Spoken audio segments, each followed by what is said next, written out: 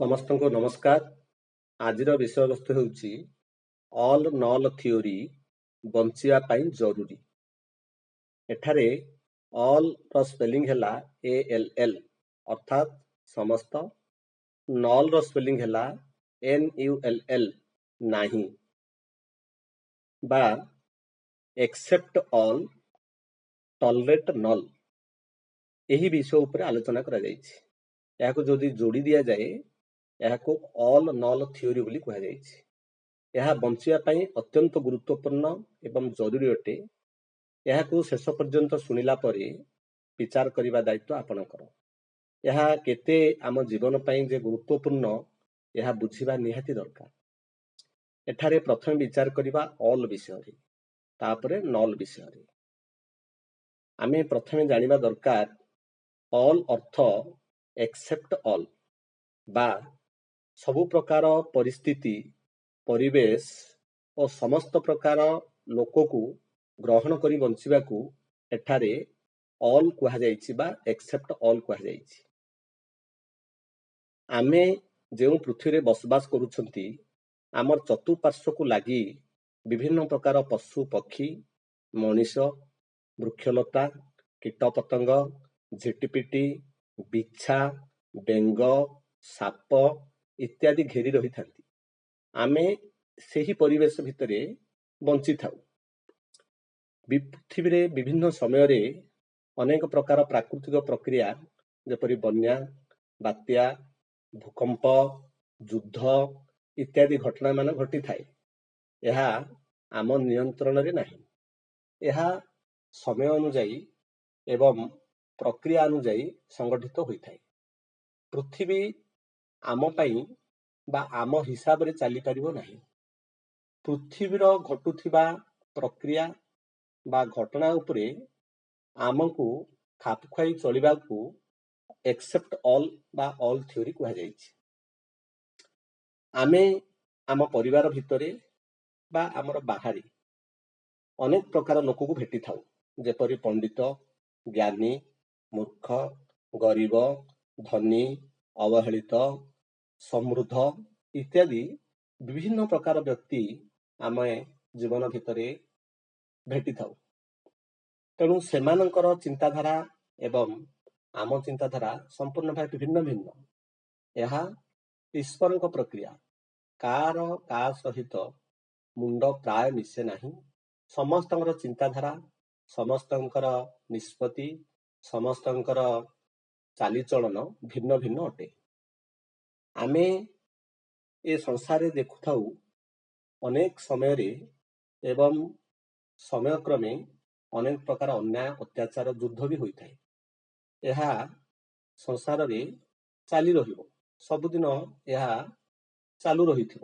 ଏହା ସମ୍ପୂର୍ଣ୍ଣ ଭାବରେ ପୃଥିବୀରେ ନ ଘଟିବ ଏକଥା କହିହେବ ନାହିଁ। ତେଣୁ ଆମେ କିପରି ବଞ୍ଚିବା, ସମସ୍ତଙ୍କୁ ନେଇ କିପରି ବଞ୍ଚିବା, ସେ ବିଷୟରେ ଟିକେ ଆଲୋଚନା କରିବା। ଆମେ ପ୍ରାୟ ସମସ୍ତେ ଅନ୍ୟର ଭୁଲକୁ ଅଧିକ ଧରିଥାଉ।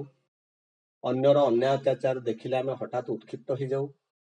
ଅନ୍ୟର କଥାକୁ ଯଦି ଆମ ମୁଣ୍ଡକୁ ମିଶିଲା ନାହିଁ, ତାହେଲେ ଆମେ ତାହାକୁ ନକାରାତ୍ମକ ଭାବରେ ନେଇ ମାନସିକ ଟେନସନରେ ରହୁ, ଈର୍ଷା ହେଇଥାଉ, ସ୍ୱାର୍ଥବାଦୀ ହେଇଥାଉ, କ୍ଷତି ବି ଘଟେଇଥାଉ, ବା ଆମର ବି କିଏ ବି କ୍ଷତି ଘଟାଇଥାନ୍ତି।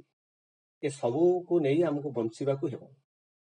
ତ ଆମେ କାହାର ଭୁଲ ଭଟିକାକୁ ଜୋରସୋର ନ ଧରି, ଅନ୍ୟାୟ ଅତ୍ୟାଚାର ପ୍ରତି ଉତ୍କ୍ଷିପ୍ତ ନ ହୋଇ ସବୁ ପ୍ରକାର ମଣିଷ ସହିତ କିପରି ବଞ୍ଚିବା, ପଣ୍ଡିତ ଠାରୁ ମୂର୍ଖ ପର୍ଯ୍ୟନ୍ତ, ସାଧୁ ଠାରୁ ଚୋର ପର୍ଯ୍ୟନ୍ତ, ଜ୍ଞାନୀ ଠାରୁ ଅଜ୍ଞାନୀ ପର୍ଯ୍ୟନ୍ତ ସବୁ ପ୍ରକାର ବ୍ୟକ୍ତି ଏବଂ ସବୁ ପ୍ରକାର ପ୍ରାକୃତିକ ପରିବେଶ ଯେପରିକି ଖରା, ବର୍ଷା, ଶୀତ, କାକର ଇତ୍ୟାଦି ସମସ୍ତ ପ୍ରକ୍ରିୟା ବା ଘଟଣାକୁ ଆମକୁ ସ୍ୱୀକାର କରିବାକୁ ହେବ।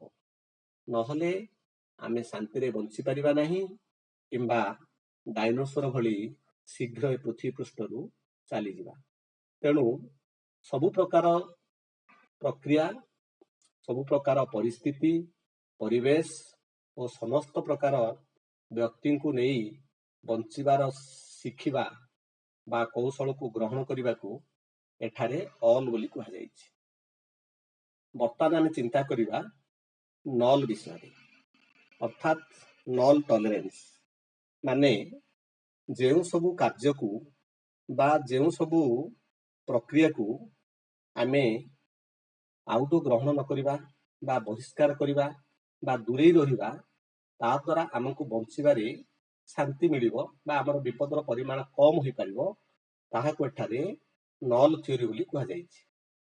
ବର୍ତ୍ତମାନ ଆମେ ଏହି ବିଷୟକୁ ଜାଣିବା ପାଇଁ କେତୋଟି ବିଷୟ ଉପରେ ବିଚାର ବିମର୍ଶ କରିବା। ପ୍ରଥମ ହେଲା, ଆମେ ଭାବ ବିହ୍ୱଳ ହେବା ନାହିଁ। ଜୀବନରେ କୌଣସି ପରିସ୍ଥିତିରେ ବି ବିପଦ ଆସୁ କିମ୍ବା ଆପଦ ଆସୁ, ଆମେ ଦୁଃଖରେ ନୁହେଁ କିମ୍ବା ସୁଖରେ ନୁହେଁ। ଅତ୍ୟଧିକ ଭାବ ବିହ୍ୱଳ ହେବା ଦ୍ୱାରା ବହୁତ ଗୁଡ଼ାଏ ଭୁଲ ହୋଇଥାଏ, ଯେଉଁ ଭୁଲର କୌଣସି ସମାଧାନ ହୋଇପାରେ ନାହିଁ ଏବଂ ବିପଦ ମାଡ଼ି ଆସେ। ପ୍ରତ୍ୟେକ କଥାକୁ ଆମେ ଲିଗାଲ ୱେରେ, ସାଇଣ୍ଟିଫିକାଲ ୱେରେ, ଟେକ୍ନିକାଲ ୱେରେ ଆମେ ତାକୁ ହ୍ୟାଣ୍ଡେଲ କରିବା ଉଚିତ ଅଟେ। ଦ୍ୱିତୀୟ ବିନ୍ଦୁ ହେଲା, ନିଜ ଛଡ଼ା ପୃଥିବୀର ଯେକୌଣସି ବ୍ୟକ୍ତିକୁ 100% ବା 100% ବିଶ୍ୱାସ କରିବା ଉଚିତ ନୁହେଁ। କେବଳ ନିଜକୁ ନିଜେ 100% ବିଶ୍ୱାସ କରିବା ଉଚିତ। ବାକି ପୃଥିବୀରେ ଯେକୌଣସି ବ୍ୟକ୍ତି ଆସିଲେ ଟିକେ ପରଖି ତନଖି ସଚେତନ ହୋଇ ଯଦି ଆମେ ଆମର ନିଜ ବୁଦ୍ଧି ପ୍ରୟୋଗ କରିବା, ଆମର ପଞ୍ଚ ଇନ୍ଦ୍ରିୟ ଏବଂ ଜ୍ଞାନେନ୍ଦ୍ରିୟକୁ ଯଦି ଆମେ ପ୍ରୟୋଗ କରି କାର୍ଯ୍ୟ କରିବା, ତାହେଲେ ଆମର ବିପଦର ପରିମାଣ କମିପାରିବ। ତୃତୀୟ ବିନ୍ଦୁ ଆସିଲା, ଆମକୁ ଇଚ୍ଛା ନଥିବା କୌଣସି ବସ୍ତୁ ବା ଇଚ୍ଛା ନଥିବା କୌଣସି ବ୍ୟକ୍ତିକୁ ଗ୍ରହଣ କରିବା ଉଚିତ ନୁହେଁ। ତାହା ଯେତେ ସହଜରେ, ଯେତେ ସୁବିଧାରେ ଓ ଯେତେ ଶସ୍ତାରେ ମିଳିଲେ ବି ତାହାକୁ ଗ୍ରହଣ କରିବା ଅନୁଚିତ ଅଟେ। କାରଣ ଯେଉଁ ବିଷୟରେ ଇଚ୍ଛା ନଥାଏ, ତାହା ପ୍ରାପ୍ତ ହେଲେ ବି ମନକୁ ଶାନ୍ତି ଦେଇନଥାଏ ବା ଆନନ୍ଦ ଦେଇନଥାଏ, ବା ଆମେ ତା ଦ୍ୱାରା ବହୁତ କ୍ଷତିରେ ବି ପହଞ୍ଚିବାର ସମ୍ଭାବନା ଥାଏ। କାରଣ ମନ ଠିକ ଥିଲେ ସବୁ ଠିକ, ମନ ଭଲ ନାହିଁ ମାନେ ସବୁ ଭଲ ନାହିଁ। ଆମର ଚତୁର୍ଥ ପଏଣ୍ଟ ଆସିଲା, ଆମେ ଯେଉଁ ଲୋକଙ୍କ ସହିତ ବସବାସ କରୁଛେ ତାଙ୍କ ପ୍ରତି ଦୟା ଦେଖାଇବା, କ୍ଷମା କରିବା ଏବଂ ସେମାନଙ୍କୁ ସାହାଯ୍ୟ କରିବା ଆମର ନୈତିକ ଦାୟିତ୍ୱବୋଧ ଏବଂ ଧର୍ମ ଅଟେ। ଏଥିରେ ତିଳେ ମାତ୍ର ସନ୍ଦେହ ନାହିଁ। ଆମେ ଯେତେ ପାରିବା ଆମେ ଆମର କର୍ତ୍ତବ୍ୟ ପାଳନ କରିବା, କିନ୍ତୁ ଆମେ ସେମାନଙ୍କ ଠାରୁ ଦୂରେଇ ରହି ଆମକୁ ଯାହା କିଛି କରିବାର ଅଛି, ଯାହାକୁ କ୍ଷମା ଦେବେ ତା ପାଖରେ ରହିବେ ନାହିଁ, କାରଣ ସିଏ ଆପଣଙ୍କୁ ଦିନେ ନା ଦିନେ ପ୍ରତିଶୋଧ ନେବ। ଆମେ ସମସ୍ୟା ଠାରୁ ଦୂରେଇ ରହି ସମସ୍ୟାକୁ ସମାଧାନ କରିବା ହେଉଛି ଜ୍ଞାନର ପରିଚୟ। କିନ୍ତୁ ସମସ୍ୟା ଭିତରେ ଆମେ ଯଦି ଜଡ଼ିତ ହୋଇ ସମସ୍ୟାକୁ ସମାଧାନ କରିବା, ତାହା ବୁମେରାଙ୍ଗ ହୋଇ ସମାଧାନ ହେବା ପରିବର୍ତ୍ତେ ନିଜକୁ ସିଏ ଜାଳିଦେବ, ଅର୍ଥାତ୍ ଧ୍ୱଂସ କରିଦେବ। ଏଠାରେ ଗୋଟେ ଉଦାହରଣ ନିଆଯାଉ, ଜଣେ ଲୋକ ଯଦି ଆମର କୂଅ ଖୋଳିଲା ବେଳେ ଅମ୍ଳଜାନ ଅଭାବରେ ଧଇଁସଇ ହୋଇଯାଏ, ଅନ୍ୟ ଲୋକ ଭାବେ ବଡ଼ ହୋଇ ଯେତେବେଳେ କୂଅ ଭିତରକୁ ଡେଇଁଯାଏ ତାକୁ ଉଦ୍ଧାର କରିବା ପାଇଁ, ସେତେବେଳେ ଦେଖାଯାଏ ଏହି ବ୍ୟକ୍ତିଟି ହିଁ ମରିଯାଇଥାଏ ବା ଇଏ ନିଜେ ଉଠିପାରେ ନାହିଁ, ତାର ମୃତ୍ୟୁ ଘଟେ। ଠିକ ସେମିତି ଜଣକୁ କରେଣ୍ଟ ଲାଗିଗଲା ବା କରେଣ୍ଟ ତା ଦେହରେ ଆଘାତ ପ୍ରାପ୍ତ ହେଲା, ଆମେ ସେହି ସମୟରେ କରେଣ୍ଟର ମେଇନ୍ ସୁଇଚକୁ ବନ୍ଦ କରିବା ବା କିଛି ବିଦ୍ୟୁତ ଅବରୋଧୀ ଜିନିଷକୁ ବ୍ୟବହାର କରି ତାକୁ ରକ୍ଷା କରିବା ହେଉଛି ଆମର ଦାୟିତ୍ୱ। କିନ୍ତୁ ଆମେ ଅତ୍ୟଧିକ ଭାବବିହ୍ୱଳ ହୋଇ ହଠାତ୍ ତତ୍କ୍ଷଣାତ ଯଦି ଆମେ ନିଜେ ଯାଇ ତାକୁ ଧରି ପକାଇବା, ତାହେଲେ ଆମର ବି କ୍ଷତି ବହୁତ ଘଟିବ। ତେଣୁ ଏଇଭଳି କିଛି ସାବଧାନତା ଅବଲମ୍ବନ କରିବା ଉଚିତ ଅଟେ।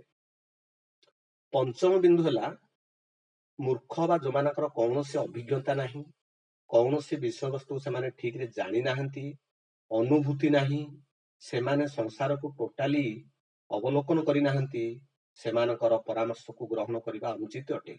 କାରଣ ସେମାନଙ୍କ ପରାମର୍ଶ ଯଦି ଗ୍ରହଣ କରିବେ, ନିଶ୍ଚିତ ଜୀବନ ବିପଦଗାମୀ ହେବ, ଏଥିରେ ସନ୍ଦେହ କିଛି ନାହିଁ। ଷଷ୍ଠ ପଏଣ୍ଟ ଆସିଲା, ଆଜିକାଲି ବସ୍ତୁବାଦୀ ଦୁନିଆରେ ସମସ୍ତେ ଧନ ସମ୍ପତ୍ତି, କ୍ଷମତା, ପଦପଦବୀ ପାଇଁ ଦୌଡ଼ିଥାନ୍ତି। ଏହା ଭୁଲ ନୁହେଁ, ଦୌଡ଼ିବା ଉଚିତ, କିନ୍ତୁ ବେଳେବେଳେ ଦେଖାଯାଏ ବିଶ୍ୱାସଘାତକ କରି, ଅନ୍ତର୍ଘାତୀ କାର୍ଯ୍ୟ କରି, ବାହାରକୁ ଚିକଣ କଥା କହି ଭିତରେ ବଂଶ ନିପାତ ଭଳି କାର୍ଯ୍ୟ ଗୁଡ଼ାକ କରିଥାନ୍ତି। ତେଣୁ ଏଇଭଳି ଜିନିଷକୁ ଦୂରେଇ ରହିବା ଉଚିତ ଅଟେ। ଅର୍ଥାତ୍ ଏଭଳି ପରିସ୍ଥିତିକୁ ଗ୍ରହଣ କରିବା ଅନୁଚିତ ଅଟେ। ଏହାକୁ ଭଲ ଭାବରେ ପରୀକ୍ଷା ନିରୀକ୍ଷା କଲେ ଏଥିରୁ ବଞ୍ଚି ହେବ। ସପ୍ତମ ବିନ୍ଦୁ ହେଲା, ଆମେ ବୈଜ୍ଞାନିକ ଚିନ୍ତାଧାରାକୁ ଆପଣେଇବା ଉଚିତ। ଅର୍ଥାତ୍ ଯେଉଁ ସବୁ ଘଟଣା ଗୁଡ଼ିକ ବା ଯେଉଁ ସବୁ କାର୍ଯ୍ୟ ଗୁଡ଼ିକ ଆମେ ପାରମ୍ପରିକ ପଦ୍ଧତିରେ କରୁଥିଲୁ, ସେଗୁଡ଼ାକ ଠାରୁ ଆମେ ଟିକେ ଦୂରେଇ ବା ଯଦି ବି ଗ୍ରହଣ କରୁଛେ, ସେଥିରେ ମଡର୍ଣ୍ଣ ସାଇନ୍ସ ଟେକ୍ନୋଲୋଜି ଯାହା ବର୍ତ୍ତମାନ ଗବେଷଣା ହିଁ ବାହାରୁଛି, ତାକୁ ପ୍ରୟୋଗ କରି କାର୍ଯ୍ୟ କରିବା ଉଚିତ ଅଟେ। ତାପରେ ଆସିଲା ଆମର ଅଷ୍ଟମ ପଏଣ୍ଟ। ଅଷ୍ଟମ ପଏଣ୍ଟ ହେଲା ଯେ ଯେଉଁ ଖାଦ୍ୟ ଶରୀର ପାଇଁ ଅନୁପଯୋଗ, ସମସ୍ତଙ୍କ ପାଇଁ ସବୁ ପ୍ରକାର ଖାଦ୍ୟ ଗ୍ରହଣୀୟ ନୁହେଁ। କାହା ଦେହରେ କ୍ଷୀର ଜୀର୍ଣ୍ଣ ହେଉଛି ତ କାହା ଦେହରେ କ୍ଷୀର ବା ଦହି ବା କ୍ଷୀର ଜାତୀୟ କୌଣସି ଖାଦ୍ୟ ଶରୀରରେ ହଜମ ହେଉନାହିଁ। ସେହିଭଳି ଖାଦ୍ୟକୁ ଆମେ ଗ୍ରହଣ କରିବା ଅନୁଚିତ ଅଟେ ବା ଆମ ଶରୀର ପାଇଁ ଅନୁପଯୁକ୍ତ ଖାଦ୍ୟପେୟକୁ ଆମକୁ ଗ୍ରହଣ କରିବା ଅନୁଚିତ ଅଟେ। ନବମ ପଏଣ୍ଟ ହେଲା, ଏହା ଏକ ଗୁରୁତ୍ୱପୂର୍ଣ୍ଣ କଥା, ଯାହାକି ଆମର ଯୋଗ୍ୟତା ଦକ୍ଷତା ନଥିବା କୌଣସି କାର୍ଯ୍ୟକୁ ଆମେ ଗ୍ରହଣ କରିବାକୁ ହେବ ନାହିଁ। ଆମର ଯେଉଁଥିରେ ଯୋଗ୍ୟତା ନାହିଁ କିମ୍ବା ଦକ୍ଷତା ବି ନାହିଁ, ତା ପଛରେ ଯଦି ଆମେ ଦୌଡ଼ିବା, ଆମକୁ ସଫଳତା ବହୁତ ବିଳମ୍ବରେ ମିଳିବ ବା ମିଳି ବି ନପାରେ। ଯାହା ଫଳରେ ଆମର ମାନସିକ ଅବସାଦ ବଢ଼ିଯିବ ଏବଂ ଆମର ଯାହା ଆମେ ଯେତିକି ପ୍ରାପ୍ୟ ସେତିକି ମିଳିପାରିବ ନାହିଁ। ତେଣୁ ତାଠାରୁ ରାସ୍ତା ପରିବର୍ତ୍ତନ କରି ଆମେ ଯେଉଁଥିରେ ପାରଙ୍ଗମ ସେହି କାର୍ଯ୍ୟକୁ ଗ୍ରହଣ କରିବା ଉଚିତ ଅଟେ। ଦଶମ ବିନ୍ଦୁ ଆସିଲା ଯେ ଆମେ ଆଜିକାଲି ଦୁନିଆରେ ଦେଖିଥାଉ, ଅନେକ ଲୋକ ଅନେକ ପ୍ରକାର କାର୍ଯ୍ୟ କରିଥାନ୍ତି। ଆମେ ସେଗୁଡ଼ାକ ସବୁ ବିଚଳିତ ହୋଇଯାଇଥାଉ, ଆମ ମନକୁ ସ୍ଥିର କରିନଥାଉ। ତେଣୁ ଯେଉଁ ସବୁ କାର୍ଯ୍ୟ ଦ୍ୱାରା ମନ ଅସ୍ଥିର ହେଉଛି ଏବଂ ତାହା ଆମକୁ ଶାନ୍ତିରେ ବଞ୍ଚିବାକୁ ଦେଉନାହିଁ, ସେଇଭଳି କାର୍ଯ୍ୟ ଅନେକ ଅଛି, ତାଠାରୁ ଦୂରେଇବାକୁ ପଡ଼ିବ। ଏଇଭଳି ଅନେକ ବିନ୍ଦୁକୁ ଆଲୋକପାତ କରାଯାଇପାରିବ, କିନ୍ତୁ ସମୟର ସ୍ୱଳ୍ପତା ଦୃଷ୍ଟିରୁ ଆଉ ଅନେକ ବିନ୍ଦୁକୁ ଏଠାରେ ଆଲୋଚନା କରାଯାଉ ନାହିଁ। ଏଇଭଳି ଆପଣମାନେ ଚିନ୍ତା କଲେ ଦେଖିବେ, ଆମେ ବହୁତ ଜିନିଷ ଠାରୁ ଦୂରେଇ ରହିବା ବା ତାକୁ ଜିରୋ ଟଲରେନ୍ସ ବୋଲି କହିଲେ ବି କିଛି ଅତ୍ୟୁକ୍ତି ହେବ ନାହିଁ। ସେଇଭଳି ଜିନିଷ ଠାରୁ ଯଦି ଆମେ ଦୂରେଇ ରହିବା, ତାହେଲେ ଆମ ଜୀବନରେ କିଛିଟା ପରିମାଣରେ ସଫଳତା ମିଳିବ ଏବଂ ଆମର ମାନସିକ ଅବସାଦ ହେବ ନାହିଁ, ବିପଦର ପରିମାଣ କମିବ। ତେଣୁ ସାମଗ୍ରିକ ଭାବେ କହିବାକୁ ଗଲେ, ଜୀବନରେ ବଞ୍ଚିବା ପାଇଁ ବା ଜୀବନରେ ଶାନ୍ତିରେ ବଞ୍ଚିବା ପାଇଁ, ସଫଳତାର ସହ ବଞ୍ଚିବା ପାଇଁ ଆମକୁ ଅଲ୍ ନଲ୍ ଥିଓରି ନିଶ୍ଚିତ ଭାବରେ ଜରୁରୀ ଅଟେ। ଧନ୍ୟବାଦ। ମୁଁ ଡକ୍ଟର ଅଶ୍ୱିନୀ କୁମାର ରାଉତ, ସହକାରୀ ପ୍ରଫେସର,